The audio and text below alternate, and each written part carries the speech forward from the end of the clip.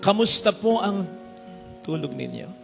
Nakakatulog po ba kayo ng mahimbing o madali kayong magising? Nakakatulog po ba kayo sa oras at sapat sa oras?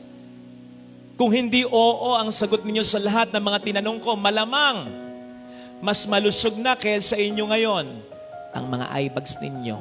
Kaya nga ang paanyaya sa atin ngayon ng Panginoon, rest, pahinga, matulog. Of course, this is more than just sleeping. Pero sigurado, nakasama sa rest na sinasabi ni Kristo, ang pagtulog natin. May kilala ka ba na nagre-rest nang hindi natutulog? Pupwede, pero for quite some time lang. Pupwede kang nagre-rest, pero nakapikit lang ang mga mata mo at hindi ka natutulog.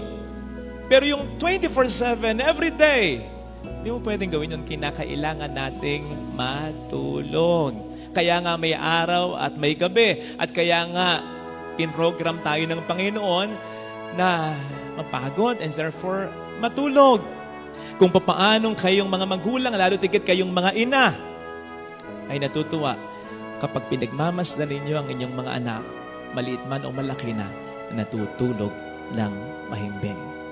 Ganon din ang Panginoon natin. We are in the state of grace. Kasi mahirap matulog kapag inuusig tayo ng ating konsensya.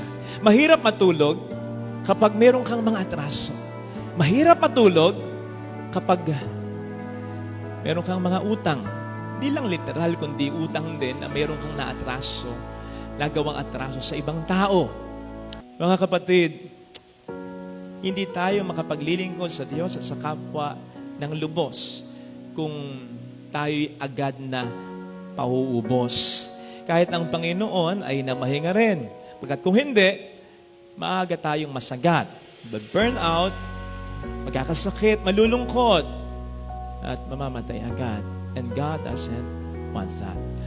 Natutuwa ang Panginoon kapag tayo natutulog ng mahimbing, especially kung bago tayo matulog, ay isinusurrender natin ang lahat sa Panginoon natin na ang dasal natin ay parang ganito rin. Panginoon, ginawa ko po ang lahat ng aking magagawa. Hindi ko pa po natapos ang dapat kong tapusin. May mga dapat pa akong ayusin. Pero alam ko, simula kinabukasan at sa mga susunod pang araw, sa tulong mo, ito'y kaya kong tapusin at ayusin.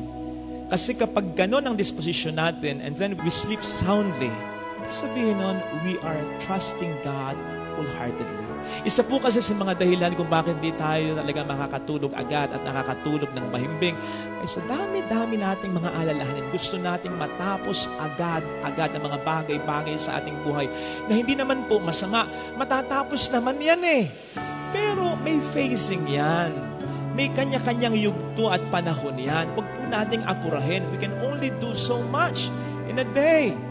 Tama, meron tayong 24 oras, pero tandaan natin na meron tayong tinatawag na body clock at hindi nakapattern yan sa 24 hours. Kaya nga napapagod, sabi ko nga kanina. And therefore, kinakailangan nating mamahinga. In connection with this, whenever we are sleeping soundly, resting quietly, hindi lamang tayo naniniwala that God relaxes us, God refreshes us. Naniniwala din tayo that while God does something in us, God also does something for us whenever we sleep. Hindi lamang tayo naniniwala na ang Diyos ay may ginagawa sa atin, kundi may ginagawa rin ang Diyos para sa atin. Ito yung paniniwala natin, katulad ng panalangin, Lord, nagawa ko na po ang lahat, ikaw na po ang bahala. Yun bang naniniwala tayo na habang natutulog tayo, may ginagawa ang Diyos na isolve ang ating mga problema, na ibigay ang ating mga pangangailangan. Yung mga hindi natin naayusin natin kinabukasan, ay inaayos na rin para lang Diyos habang tayo ay natutulog. Yun bang paggising natin ay maniwala tayo sapagkat bago matulog ay naisurrender natin ang lahat sa Panginoon, ay maniniwala tayo that we are steps closer to solving our problems than we were before we slept.